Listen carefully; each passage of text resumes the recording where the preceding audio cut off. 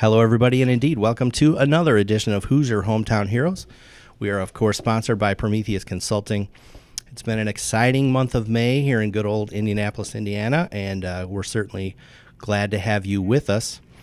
If your organization is dealing with people problems, and by that I mean anything from poor communication, lack of customer engagement, bickering and backstabbing staff, or any other behaviors that are hurting your bottom line, I encourage you to invest a little time and listen to what my guest has to say. She is a DISC specialist and a speaker. She is a communications and customer service trainer with TrustPoint right here in Indianapolis. I now welcome to the show Amy Woodall. Hello. Welcome, Amy. Thank you. I appreciate you having me. Oh, it's my pleasure. It is, as I said, it's the month of May. Are you a race fan? Do you get out to the track? Very little, and I've grown up in Indianapolis. I probably can count on one hand how many times I have been to the race, but I like to celebrate. Blasphemy. Yes. This I've said it on the show before. This will be my 29th year in a row. So exciting. So if I had known earlier about your history, I would have strong-armed you to come down to the track. I've been there much of the month. At any rate, I'm excited to have you on the show, and I want to start by focusing on one word from your title, and that is communications. Yes. Communications. You and I had a very nice coffee meeting a few weeks ago. I guess to be clear, you were drinking some sort of green health drink that was not coffee. It was, I can't believe that Starbucks is, going on a health kick. But at any rate, we had a nice visit. And one thing I noticed is about 5 minutes into the conversation, and we had not really met before other than casually, and that's another story. Casually offending you. Right? You did offend me, but I get it. We have the same sense of humor. At any rate, within about 5 minutes of our visit, you started telling me things about myself. Here's what you like. Here's what you don't like. Here's how you operate. And you were very accurate. And it made me think I must be communicating in ways and communicating things about myself without even knowing it. So how did you do that? What was going on there? It is fun and it's fascinating, and I've just loved being a student of this as much as I have being a trainer. And we always, at TrustPoint, you will hear us say repeatedly that people speak in codes, patterns, and filters. And they're telling you who they are. They're telling you what they like, what they hate, what motivates them, what excites them with their body language, with their facial expressions, with the words they choose to use, and how they choose to emphasize those. And so oftentimes we're not paying attention to those. We just tend to look at the world from our own point of view. So yeah, it was a little bit of scoping you out. So it's not only the words I said, but something about my body language, maybe how I dressed was giving you a lot of signs. Yes. It speaks volumes. Yeah. One thing I learned from you in our meeting is that it's not necessarily about personalities, it's about behaviors. And I actually took that made me feel pretty good, because when I think about personalities, I think my personality is something that is kind of woven into my DNA. I might not necessarily have a chance to overcome that or change that. But when we're thinking about behaviors, now maybe that's something I can wrap my arms around and actually have a chance of changing for the better. I'm curious to hear from you. How does one set about even understanding what their behaviors are, and then how they're affecting their performance? So I am a DISC trainer. A lot of people have heard of DISC. A lot of people will say, oh yeah, I've done that. I'm a D, I think. And we have this conversation before. Everybody wants to be a D. Not all DISC is created equal. All of it is good in some level, but it's not all created equal. And so the first step, I think, for people is having a snapshot of what your behavior is and how you appear to other people. I think that's the real good stuff within extended DISC, is it tells you this is how the world sees your behaviors. That's a starting point. That's a starting point. And does DISC also tell you, here's how you see yourself? Is that an element of some DISC test? In some way. So the specific one that we use, it breaks out 2 different graphs. And one of them is who you are to the core, who you are even subconsciously. So there might be things that you read and you're like, that's not me. And it really tells us that your self-awareness might not be as high as it possibly could be, because 9 times out of 10, we show the spouse. And the spouse is like, yeah, buddy, that's you. I don't know what to tell you, but I hate to break it to you. And then the second graph will show who you think you need to be successful. And that can change all the time. I mean, we're ever evolving human beings. One thing that I have found with DISC is that people like to read it and then put it away, and they don't put it to use. And that's a big mistake. That's exactly what I did. Yeah. You're like everybody else. I hate to break it to you. Interesting. Well, so with that in mind, Dwayne Weber, your colleague, my friend from Trust Point. Yes. He was on the show, and as kind of a thank you, he ran me through the extended DISC profile, and I asked you to have a look at that. So what can you tell me about my own DISC profile? I can tell you a lot of stuff. Do you want to hear the good, the bad, the ugly? Let's hear it all. So I took a quick glance at just even your behavioral patterns, and I wasn't surprised to read this. I mean, I think it's who you come across as. And what I saw was that who you are to the core is pretty consistent with who you are at work. My guess is the Tony at work is pretty consistent to the Tony at home. That's interesting. I was able to get that. Now, am I completely wrong on that? No, I think that's probably very accurate. Yeah, I think that's pretty accurate. I can tell you're a people person, and you're motivated by being around people, and it energizes you to be around people. Is that a fair statement? Yeah. And there's lots of people who aren't that way. And so, you'll meet a lot of people who don't like to be around new people, and it's exhausting for them. And unfortunately, what we humans do is we tend to judge that, and we think that there's something wrong with someone else, but it's really not. It's just who we are behaviorally. I also noticed that you're not maybe the aggressive guy who needs to go around beating his chest and trying to sort of beat people in the heads and, make sure you are in control at all times. Yeah, that's very true. Very true. Now, of course, sometimes, and I was sharing with you before the show, that I looked at my DISC, my results, and yes, I did. I looked at it. I immediately knew, wow, this is me. They nailed me. Nowhere to run, nowhere to hide. And what I found myself kind of struggling with was that there are good aspects of me, and there are things that I saw that, wow, I'm glad I'm this way. But those things that, like I'm a low D, and, I just found myself, and you were sharing with me, this is common, I wanted to be a higher D. Gee, I wish I were a higher D. Do you help people sort of take the DISC profile as here's a snapshot of who you are, but can we grow in areas that we think we need to professionally? Absolutely. DISC is not a measurement of what you can or can't do. It is a measurement of the energy it takes to do that specific task. So D, what it measures is how we respond to problems and challenges. So the higher the D, you sort of operate from a place of always looking for a problem or challenge to tackle. And usually those people operate from a very aggressive standpoint, and they're competitive even when it might not be necessary. Like I joke that really high Ds will push down 5-year-olds at the family reunion because they don't care. They're going to win at all costs.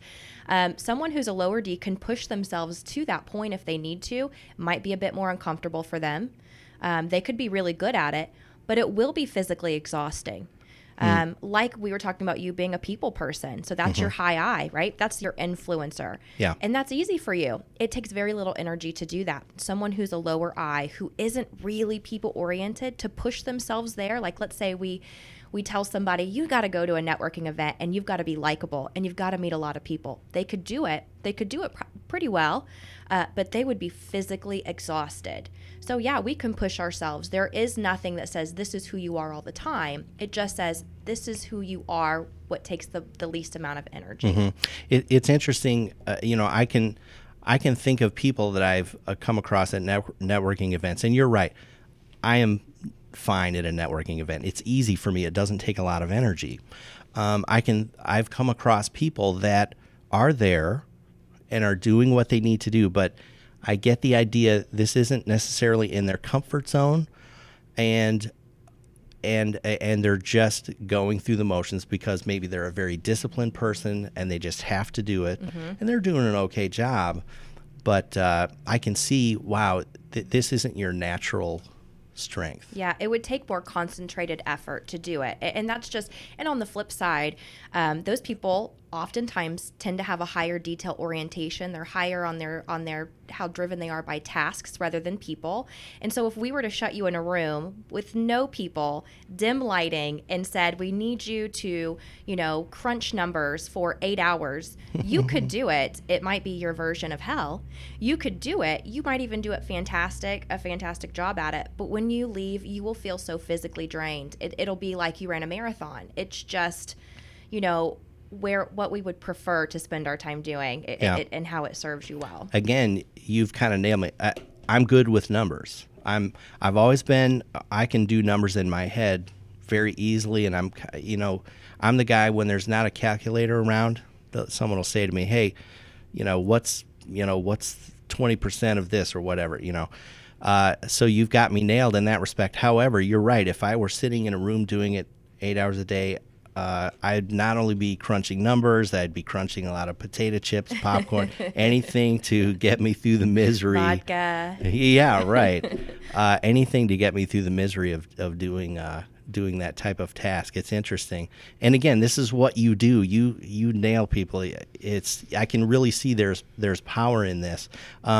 Your description of a Heidi pushing over a 5-year-old made me think of a real world example that happened to me just the other day. Now, my wife, my lovely wife, to my knowledge, has not been through the disc profile. Okay. But if I had to guess, I think she's a high D. And here's something that really happened. We were going down to the track for qualifications last week. We were taking 2 cars. We have a 4-year-old son, and we knew he might kind of melt down, much sooner than I wanted to leave, So we took 2 cars. The plan was she was going to follow me down to the track. And she lasted maybe a quarter of a mile. I could see her behind me. And that's all she could stand. She just gunned it after that, just went right on by. And, and off she went. And...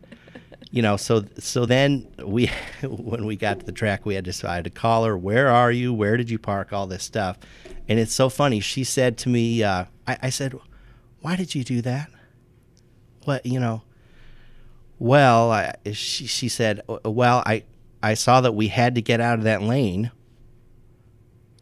which I think that she really believed that. But the reality was we just weren't going fast enough as she wanted to go. So true. So she had to get out of the lane. Like, that's it. Is that kind of would you guess she's a high D? High Ds move at a fast pace all the time. They're impatient even when it's not necessary. And I can relate. I'm a very high D, very high I, so I seem nice, right? But my husband is the exact opposite. We tend to marry our opposites. We might have had that conversation before. Yes. He's a very slow-paced guy. He's never in a hurry. He always says, what's your rush? And he's a police officer who doesn't speed. I don't understand how this is possible. I am always in a hurry, and that is a D. I imagine when you walk next to your wife, she walks at a fast pace. And it drives me nuts. It really is. It's ingrained in our DNA. And we can't help but behave. You know what she'll do? If I speed up a little bit, she'll speed up a little bit to just stay a little bit, and she'll turn to me and say, what's the problem? And sometimes, of course, this drives me nuts. And sometimes I've been very focused on my speed, the relationship. We're walking together, but she's a little further, and I'm very deliberate with myself because I'm running a little scientific test here. I'm going to speed up a little bit, and that should fill the gap, and then the gap comes again. Now I'm going to speed up again. Then the gap comes again. And from her perspective, I don't think she thinks she's sped up. I think it's totally autopilot, like you said, woven into her DNA maybe. So much of it is subconscious. And I think that's where DISC is really fun. Like I said, I have a lot of fun doing it and teaching it and being a student of it as well, is because we do these things and we see it, but we don't recognize that there really is a reason behind it. There's a definition behind it. And it sort of makes those things that frustrate us or that are uncomfortable, it makes it easy to talk about, and it's almost laughable because we're sort of like, yeah, that's true. I totally do that, and there's a lot of other people who do the same. Yeah, that is interesting, and it's always strange to me that that the tests are so predictive and so accurate. Like I said, I felt like I had been kind of nowhere to hide once my test results came back. I want to run through some more kind of real life scenarios on some situations and people to get your spin. But before I do, let's take care of just a little advertising. Hoosier Hometown Heroes is sponsored by Prometheus Consulting. This month of May is a particularly special one for Prometheus, as we've partnered with the Schmidt-Peterson Motorsports team to support and manage all their technology infrastructure, both at their headquarters and at the track. And of course, they've had kind of a rough month with the Hinchcliffe accident, and certainly our thoughts and prayers are with Hinch and the team.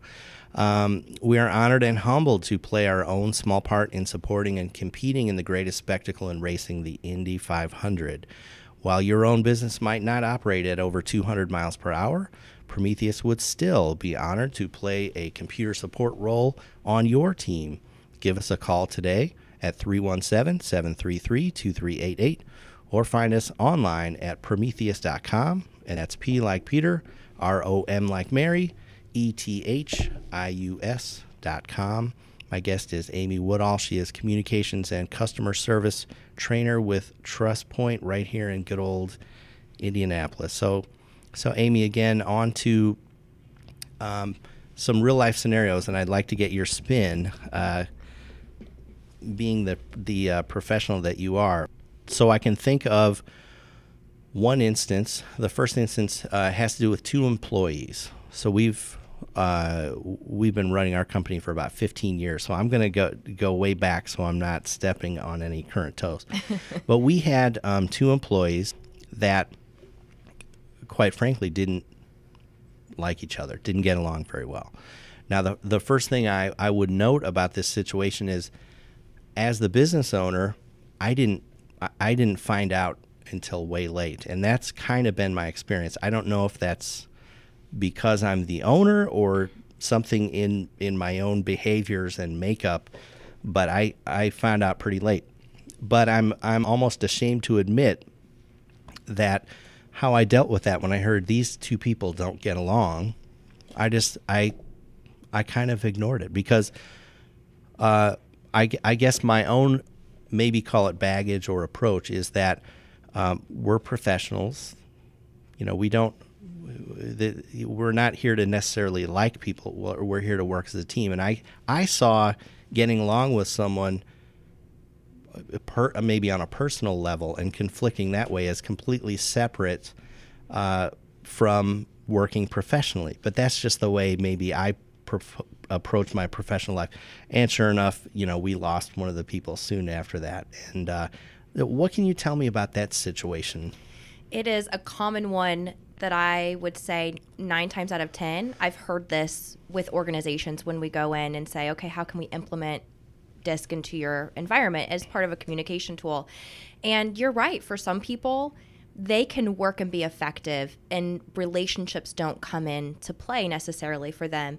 But for others, it's highly important that there is a level of trust or a level of understanding with the people that they work around. And if you're familiar with 5 Dysfunctions of a Team, Patrick Lencioni had written that book. It does say that if trust isn't there, ultimately results will start to crumble. DISC wraps in really well with 5 Dysfunctions too. But for some people, really the issue isn't, oh, I need them to like me. it is that I do not trust that this person has my back and my best interest in mind. And most of the time, it is that their discs are polar opposite. But those human beings think that that behavior is done almost purposeful, almost just to spite them. And that's not the case. And they sort of, we judge and are like, oh, they do it on purpose. They're just being such a jerk. And truly, most of the time, it is that they do not understand who the other person is as a human being. Well, this is curious to me because, so the disc profiles you said are might be polar opposite. Could be. Yet, we tend to marry the polar opposite. This is true. That's interesting. I always joke that when intimacy is involved, somehow we're willing to be like, oh, great. I love people. You hate people. Let's get married. But when we work alongside someone like that, we want to throat punch them. And really, I think it's because we kind of lose the human aspect of who they are. And we just sort of see the behavior, the glaring behavior. And it's because we haven't gotten to know their personality. We haven't gotten to know their story. And where did I hear? I don't even know who to accredit this to. But I heard someone say recently, it's hard to hate anyone whose story you know. And so, on that level at work, if there's not trust there, you're not diving deeper into that relationship. And so those behaviors, as different as they are so glaring and so offensive sometimes, even though that's not the intention. That's interesting. Let me throw another real life scenario. I've noticed over time as in the consulting, I typically think of myself as a consultant, maybe above any other title. And I'm sure this is very common. We've all had this situation where we're giving our best advice and we're really doing our best to solve a problem, and we see the client's eyes glaze over. Like, I'm not listening anymore. I don't care. Is that maybe because we're talking to a Heidi and we're giving too much detail, or what might be going on? This is a great question. And I think this happens a lot when we're working with customers or prospects. We are going in and selling or talking or, trying to build trust in the way that we like to, right? Mom always said, go treat people the way you want to be treated. And God love Mom, but that's not correct because everybody wants to be treated differently. But how do we know that? And that's really where becoming a student of DISC and learning, will help you in that. But when someone's eyes glaze over, they're obviously disengaged. They're disconnected. They've shut down. And most people don't recognize it, or they don't recognize what to do about it. And so maybe you're overloading them with detail and they don't care about that. Maybe you're overloading them with personal information and they don't care about your personal information. They're not there to be your friend. Maybe you're moving too slowly and they want you to speed up. Maybe you're trying to force them to make a decision too quickly and they're not about it. And so there's so many wrongs that could be there. But when you recognize and understand that language, you're going to say, I get it. They're a high S. And they're scared to make decisions, and they're really loyal to the person they're already working with. And so you can start to figure out what roadblocks you're going to come up against. And anytime you have the ability to be proactive, you just have so much more control over those situations. It's like you have talked about the elephant in the room before it shows up. Then you can throw a saddle on that thing and ride it around. I mean, that's a lot of fun. My guest is Amy Woodall. She is a communications and customer service trainer with TrustPoint right here in good old Indianapolis. Amy, if someone wants to work with you, how do they set about doing that? How does that relationship start, and what does it look like? A lot of it is just a conversation. It's just, let's sit down and I have a lot of questions to ask people. What have you experienced in the past? What have you tried that hasn't worked? And so it really just starts with a phone call or a sit-down meeting. From time to time, we do public workshops. Those are, once in a great while. And so sometimes people can come in and test drive those. But really, it just starts with a phone call. And I assume, I think of, and I don't say this to belittle what you do, or this might sound weird, but I think of, a fortune teller.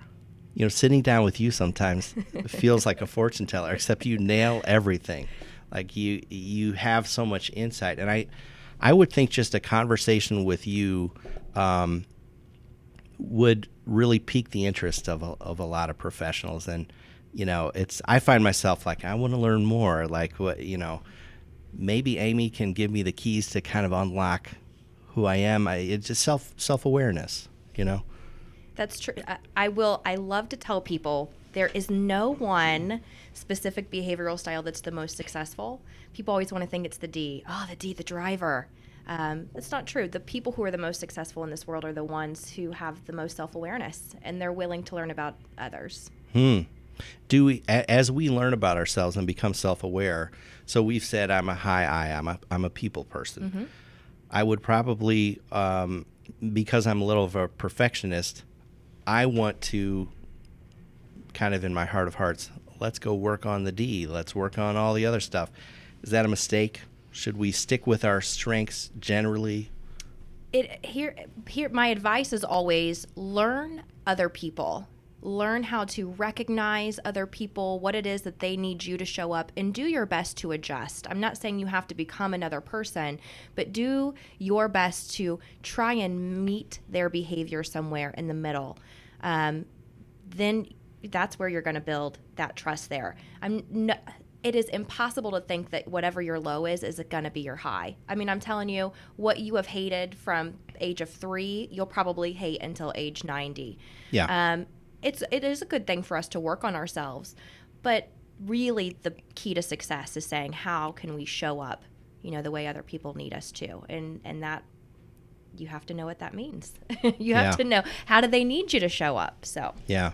Well, speaking of showing up, I'm very glad that you showed up. This has been a great conversation. My guest has been Amy Woodall, communications and customer service trainer with TrustPoint. Amy, thanks so much for being my guest today. It was a pleasure. Perfect. Thank you for having me. Okay. We'll see you next time.